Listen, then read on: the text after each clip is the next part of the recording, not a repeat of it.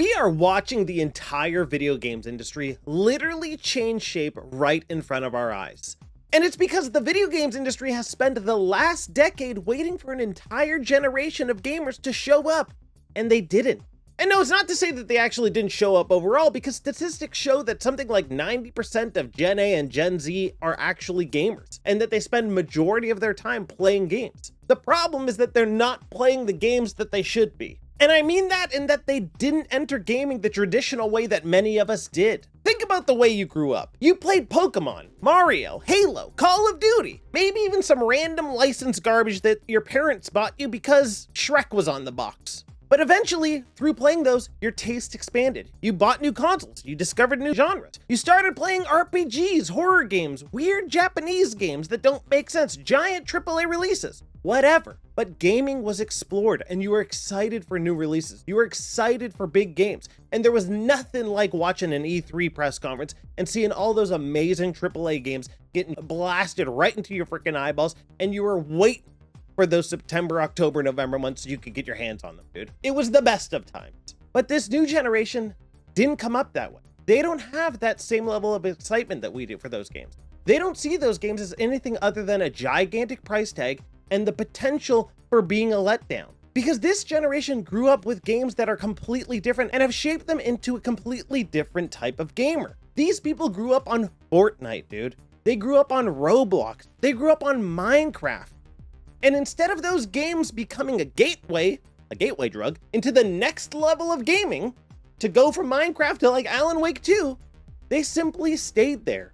Those games became a destination for them. Because really, why leave? Think of how many updates Fortnite has gotten. Think about how many changes Fortnite has gotten and how completely different it is now from the game that it launched as. So if you're somebody who loves Fortnite, you love that gameplay loop, you've had basically an entirely different experience over the past few years. That game has changed so much to cater to that audience. A gamer that is simply enjoying a game for free, they don't have to spend any money if they don't want to, and they're able to experience something honestly pretty new and different constantly, because Fortnite knows that it needs to keep up the updates to keep those people invested. And that's the thing with these games. Fortnite and Roblox are platforms that are constantly changing experiences, constantly changing social spaces. New creators are coming in and making brand new games. There's events, there's updates, and most importantly, it's where all of their friends are, dude. Because we're seeing a new level of gamer that is basically entirely focused on having gaming as being a social experience. They don't treat it like us, where we're just grinding through trying to level up and get to the boss in Dark Souls so that we could kill him and have that achievement of like, God damn, yes, we did it, dude. They're not looking for that.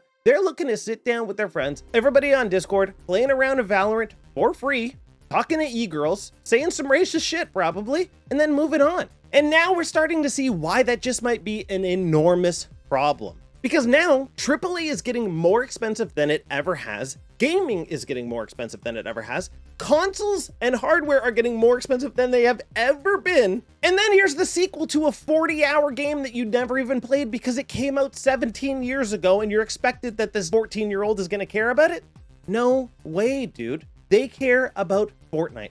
They care about Roblox. They care about a free experience, a cheap experience. You wonder why all those friend slop games on Steam are doing so well? Because they're cheap and you can have a fun time with your friends without worrying about if the game's gonna run well, without worrying about having some sort of past connection to the series, because who knows when the last one came out and who even remembers if it was good or not because it's been so damn long. This new generation isn't forming attachments to these types of series because they have to wait their entire lifespan to get the sequel to it.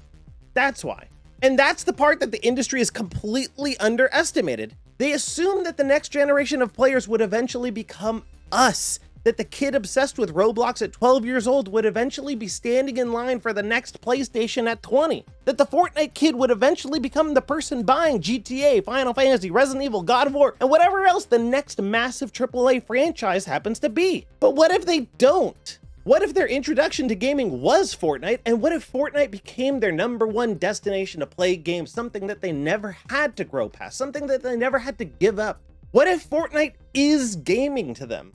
Because then the problem facing the industry becomes much bigger than whether the next Assassin's Creed sells enough copies. You have an entire generation of players who absolutely love games, they just don't necessarily love the video games industry that was built for us. And if those players never make that transition, then AAA has a problem that no $200 million blockbuster can fix. I mean, unless you're GTA. I say GTA because realistically, GTA is the one game right now that actually has the ability to transcend everything else in the space and actually make an impact. You want kids to hop off Roblox? GTA is one of those games that might get them there. You want kids to hop off Fortnite and Valorant? GTA is probably the game that's going to do it. GTA is so widely accessible, and yeah, I mean, whatever. If you really want to get down to it, sure, GTA is not for kids. Okay, it's rated M for mature. You can't be under 18 and playing GTA, shut up, whatever, who gives a shit? You know what I mean? It's gonna happen no matter what. The point being that it's the one game that might get them to move on because GTA is so big and everyone is so excited for it. All these kids that are watching Aiden Ross, that are watching iShowSpeed, that are watching Kai Cenat, you don't think that those creators are going to end up playing GTA? And then the little kids that are watching them, that are so fucking excited for it, they're going to play it too. And then because now they're finally off of Roblox, because they're finally off of Fortnite, because they're finally experiencing a real game, to be honest, now maybe they'll understand, like, hey, there's a lot going on here. Maybe this will get me to try something else. Maybe this will get me to experiencing a new type of game. But the other problem is that because GTA 6 is built to be this massive platform where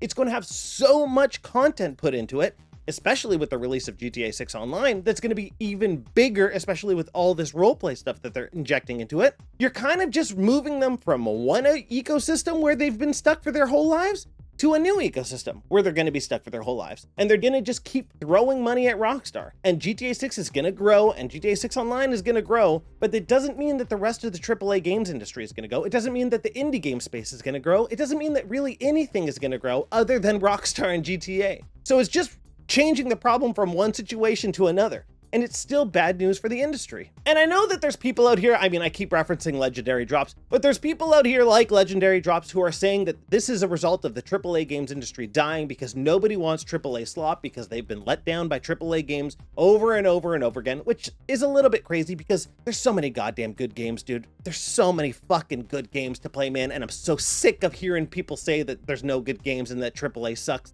I don't believe it for a second, but I'm telling you at the same time, indie is not the savior, man. Think of how many games are released every single day on Steam. Thousands. One out of like every 50,000 is a excellent indie game that actually gets people's attention. And lately, the only games that are indie that are getting people's attention into such a big scale are friend slop games. For example, How to Fish, a brand new indie game that just hit the scene, has exploded to almost 400,000 players a couple days after release, and people are eating it up. It's a $5 game that you could play with your friends where you catch fish and you shoot them and you go crazy. It's friend slop. It's exactly what you've seen before, just taken from one style and one genre and transposed onto something else. That's what it is. Everybody loved Peak, everybody loved RV there, and now everybody loves How to Fish. It's a 1 in a million chance that your game is going to blow up with indie. And don't sit there and tell me that How to Fish is some sort of magical, unbelievable experience that, oh my God, thank God we have How to Fish, an indie game to save us from the disasters of AAA.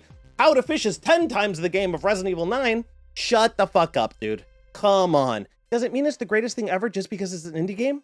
No, dude, it doesn't. But I will say that I would rather everybody playing Roblox played How to Fish instead. I would rather that almost everybody playing Fortnite played How to Fish instead, because at least it gets you to try something else. At least it gets you to back away from whatever game that you're 100% locked into, and it allows you to try other things in the space. And then you can have fun. And then you can go, hey, this was really fun. Why don't we try another new game? Hey, why don't we try this? Why don't we try Big Walk? Why don't we try It Takes Two? Why don't we try Orbitals? Why don't we try whatever? And at least you're moving into different experiences, and then you get to experience more of what's there.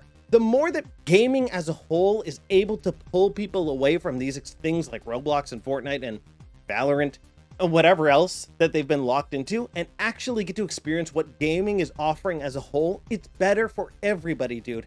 And no, I don't think it's very likely that, you know, majority of Roblox players are going to step away from that game and then hop on Onimusha or something. That seems extremely unlikely. Does it suck for Capcom? Of course, any release like that sucks when you can't secure an audience. And that realistically, if you look at the stats, it's like the majority of people playing single player narrative driven games are people who are over the age of 35 or even older than that, which is fine. But the problem is that that age keeps rising and the newer age isn't going into those games. So now the AAA games industry, the AA games industry, even the indie games industry, they are sometimes making games for an audience that is getting smaller and smaller.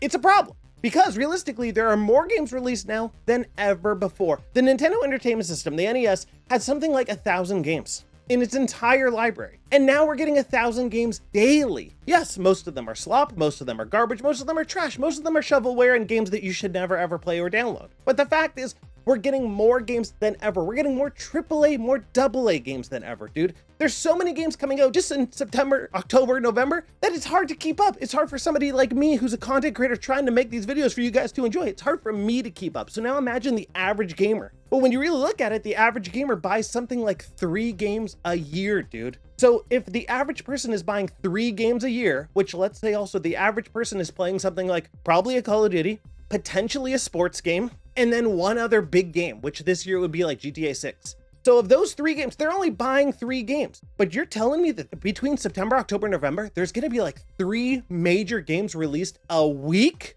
Who are you releasing them for? You're not releasing them for the audience that's playing Roblox because they're not gonna buy it. You're not releasing it for the audience that's playing Valorant because all they play is Valorant. You're not releasing it for the audience for the people that play League of Legends because all they play is League. So who do you have? You're spending a fortune developing these games with the hopes that the very small audience of like 10 million people total is willing to pick it up. But now because of rising costs, games are getting more expensive than ever before, and everything in the world is getting more expensive than ever before. People have less money to spend on luxuries like gaming. So now you have to pivot and you have to try and do things with this new audience. Well, do we make our games free? Because Roblox people are used to playing things for free. Well, then we try and make it free, but now we need to heavily monetize it because it's our only way of making money. And now people get mad at us that we're offering things in the item shop, so now people don't play our game. Everybody's stuck in this endless cycle of trying to chase money, and it's just like, things are getting pretty fucked, dude. But I think at the end of the day, the real problem that we're facing is that there's too many people simply playing games that are now becoming forever games. Games used to not be designed to be forever games. They were never designed to be forever games. Games were designed to let you have fun for a few months, a few weeks, a few hours, and then you moved on. And now we've gotten to this point where so many games are designed to take up 100% of your time that how are you even able to play anything else? How do you have the ability to play anything else? Everything is vying for your attention at the exact same time. And then they wonder why things fail. So no, I don't think people like Legendary Drop saying that indie games are the future and that their only way to have successes and that AAA has no future because indie games won. I don't think it's true. I think there's very few indie games that can pull people away. I think there's very few indie games that can call themselves massive successes. And I think even if you look at the Steam charts right now, the most played games on Steam, Counter-Strike 2, technically a forever game, Dota 2, a forever game, PUBG, a forever game, How to Fish, a new indie game on the scene, which is great for them, getting tons of players, tons of sales, congratulations. Apex, a forever game, Palworld, an indie game, doing very well. You know, a bunch of these are forever games, man, and it's not really good. It's not a good sign. How do you pull gamers away from these to try something new? It's a problem that the entire industry is facing right now. It's a difficult situation to be in. But I think at the end of the day, you can't just say like, it's because AAA is slop and that's why nobody cares. It's just simply not true, dude. AAA has consistently put out incredible experiences, consistently. If you say that it's not true, it's because you haven't played it. And all you've done is listen to some idiot who's telling you that AAA is fucking garbage, man. I guarantee if you open your eyes and you play one of these games, if you played Pragmata, you wouldn't come away from it being like, it's a repetitive AAA slop and everything about it fucking sucks. It looks bad, it runs bad, it's garbage, blah, blah, blah. It's not fucking true. James Bond is not woke AAA slop, dude. It's an excellent game. Control looks like an excellent game. Onimusha, excellent game. Wolverine looks like it'll be a really fun time, dude. The problem isn't that they're slop, dude. The problem is that there's too much to play, it costs too much, and people are just too busy playing other things like Roblox and like Fortnite to give these games a chance. This new generation of gamers they don't care about these releases because they're having fun with their friends on Fortnite, dude. That's the problem. That's the problem everybody has to deal with. How do we fix it? I don't know. We blow up Fortnite.